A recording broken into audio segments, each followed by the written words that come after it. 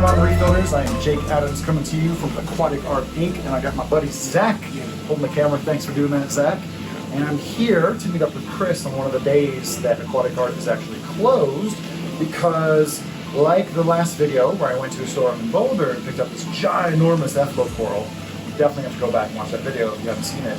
I thought it'd be fun to visit this shop with Chris because a couple weeks ago he got a really nice kind of orange colony of Homophilia Bowerbanki, generally called Bower or Banki, depending on the country you live in. And they're very closely related to Australian scolies. And yeah, I don't think there's too many videos of how to cut up some of these closely spaced, large polyp stony coral colonies. So let me show you the shop a little bit, and then I'm going to show you the colony that we're going to be fragging up today. Okay, so you've been to Aquatic Art before. We have done some videos in front of this huge show tank, and Chris is one of those professional aquarists who grows a lot of coral. Let me just show you kind of a sampling of what he's got going on. This is a just a brief look at the entire store. There is the display tank, and then he's got rows and rows, just so many square feet. Maybe I'm just gonna eyeball it to be about 200 square feet maybe of assorted corals and frags, just a little bit of everything. Obviously the SPS are always super popular. He's really good at gonies. He's got a monster colony of Space Invader you can see right there. This is the SPS coral flat. Most of these frags, almost all these frags, he would have grown himself. I'm actually taking a look at this fun, fresh new Australian colony. And again, we've got the flow turned off on everything right now, just so we can do some good top downs. Some of the large harvested coral colonies from his accounts might land here before they get parsed out into fresh new frags. So here's a bunch of pink tip green torch. I think I'm gonna have to cop a piece of that as well. And some Holy Grail.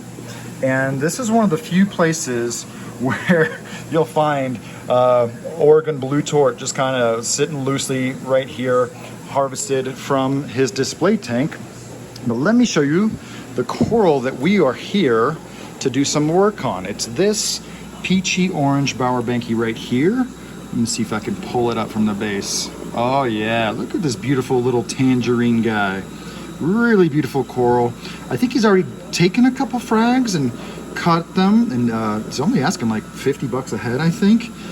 So instead of me doing the fragging, I'm gonna let him do the fragging because I want to pick his brain and see some of his tips and tricks for fragging a coral like this. So let's get Chris in on the video. All right, so this is my homie Chris. Chris, thanks for joining me on this video. Sure. Do you have a lot of experience fragging Bowerbankis? A fair amount. I mean, I've fragged, I don't know, 15, 20 colonies before. Did you ever frag them without a bandsaw? I don't think so. Okay. I think we had Dremels. Of course, using coral cutters is almost a death sentence to it. Well, it's very hard to get accurate cuttings with that. Yeah. I had a Dremel for a while, which I'd used, but not so much on Bowerbankis. I did a lot of bait cans and some SPS and things, but once we got the bandsaw, it was so much easier. So for those of us, for the viewers who aren't familiar with bandsaw, show us what you're going to be using and kind of your technique, because everybody's got some little idiosyncrasies to how they frag. Yes. So we have an what is it? Griffin bandsaw. Bandsaw. Okay. It's not the XL. When this one dies, then I'm going to get the XL because the XL has a little bit more clearance. I wish I had gotten the XL. I know. So there's actually supposed to be a little knob here, and I cut that off so I could get another 3/4 of an inch of clearance, which I guess helps about every 30th coral colony. But so what is this precisely? What is this? So this is a diamond blade, and so they're originally made for stained glass and cutting stone. So we, in the aquarium industry, have adapted it to fragging corals since it's stone, essentially. And so it's a diamond based, and then on 2 wheels. And so it basically runs. Mine's a little bit loud right now. It needs a good cleaning. But so it runs through, and then we can use precision with this light. We can use precision to get a cut exactly where we want it. And cut between the coral lights. Between the coral lights, yeah. So like on the bower, we're going to go right on the edge, not cut through the mouths, but we're going to go right on the edge. And you can literally, especially with acans, you can cut right around that edge and cut single polyps out without really doing a whole lot of damage to the coral. How do you prepare this saw? So this guy, I use some iodine-based dip. You can use Lugol's, but I just put about a capful in, to the mix, and just so it barely turns the water slightly brown. So iodine first, and then I'll take some of the same water from the tank that I'm gonna cut the coral, and I will get about a ½ inch on the bottom of the reservoir inside the saw. And you can see that iodine will, I just have to mix it a little bit to where it just barely turns the water a tint, maybe like green tea, or something like that. And that's just to kind of reduce any possible infection? Reduce infections, especially if we're gonna cut through tissue. If I'm just cutting coral stalks, you know, then I probably won't use any iodine. But when I'm cutting through tissue, then I want to try and do some kind of antiseptic to reduce any kind of bacteria. Now, is this a feel-good procedure, or have you noticed kind of some reduced rates of infection by doing that? Feel good. Yeah. To be honest, you know, we all get into little habits of things that we always do. Absolutely. And I have not seen any ill effects of doing it. So Yeah. the math says that you should do it because it'll help. So no, I haven't gone, ooh, I must not have used iodine on that one, and so they all died. But I've used it for a long time. So we just assembled the saw. I love your use of the light. Like, I kind of have an overhead light, but not a spotlight like that. So I know that's a IKEA $9 special right there. Yeah, it is. You know, next time, or if this one dies, I'll probably get something on the blue spectrum, because it'll really help me cut when I'm going through. But it works great for right now. All right, so do you have to prepare the coral or anything before you put it under the proverbial knife? I don't. I take, and I'm gonna take another one. So when I cut the frags, they can go immediately back into water. So I'm gonna take one, and I will just take the coral.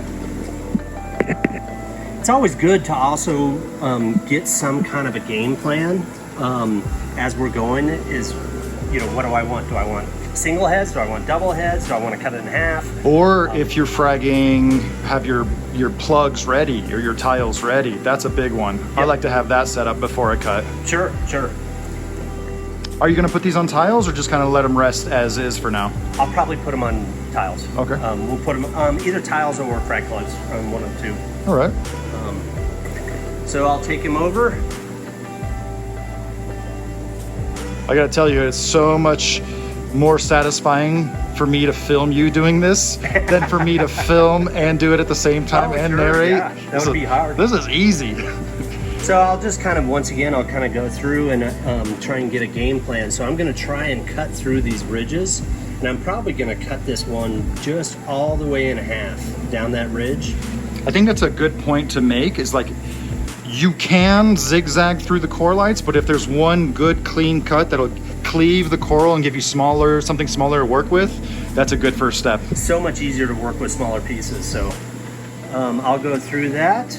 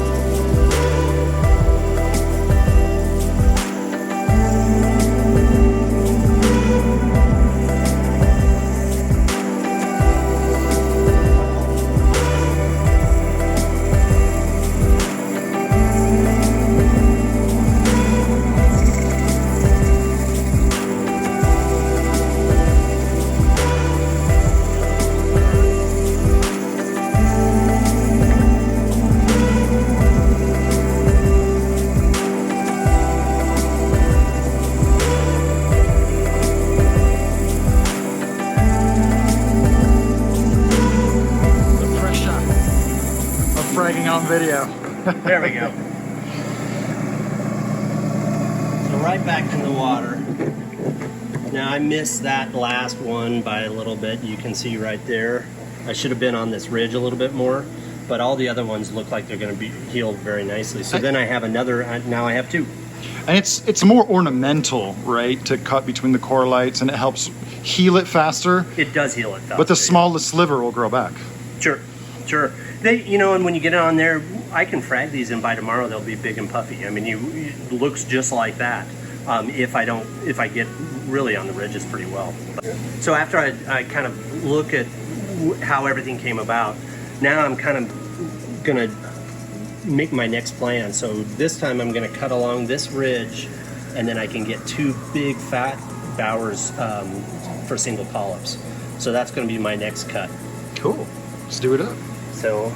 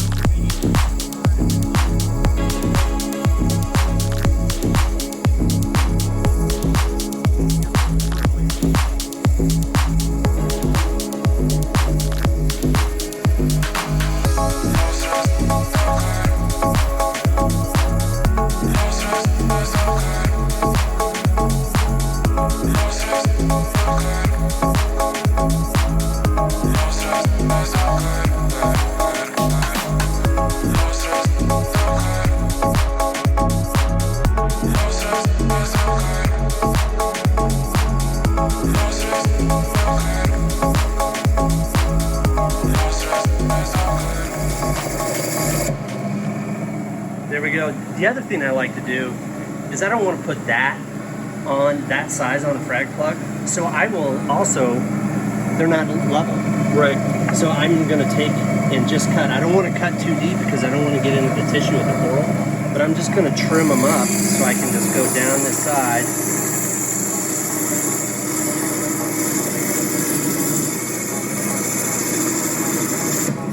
And make it a flat bottom. Let me see that bottom. So it's pretty flat, and so when I go onto a frag plug, it'll lay flat. And also if you have a super tall LPS on a stump, it's going to encrust down the side all weird. Yeah. You kind of want to put it closer to the substrate where it's going to be encrusting. Yeah, if we're doing like Gonapora or Cyphastria or something, that cut will be paper thin because I want it to go right onto the frag plug or rock or whatever and start encrusting as soon as it can. If it has to go down a long way, then it's going to take a long time for growth. And it looks ugly. And it looks ugly. So I'll do one more of this guy too.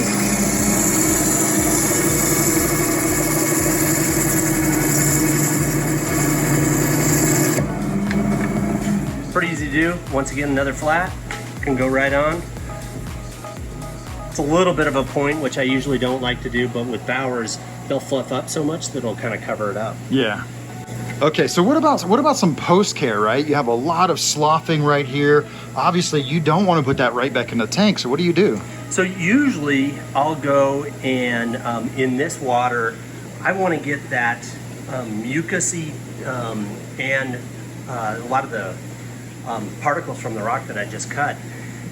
Some corals react a lot better than other corals, so I want to get that off as soon as I can to get it back to clean, and then it'll go back into the aquarium. Okay. Some of the corals that we'll do, I'll put these on frag plugs, I'll put them in the aquarium, let the glue set, and then I'll go back with a turkey baster a little bit later to make sure I get all that slime off and all the sand and everything from the cutting process. Some corals it's super important to do that, like Cyphastria or Gonapora, or else it just sits there. Coral can't recover from it. Leptoceras is another one that it needs to be that layer to take off, or else the coral's not going to do well at all.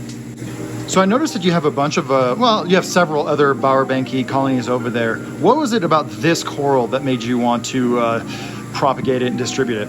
You know, this one in particular had orange color. Most bowers are green or red. And so this bower just had, the orange was what drew me to it.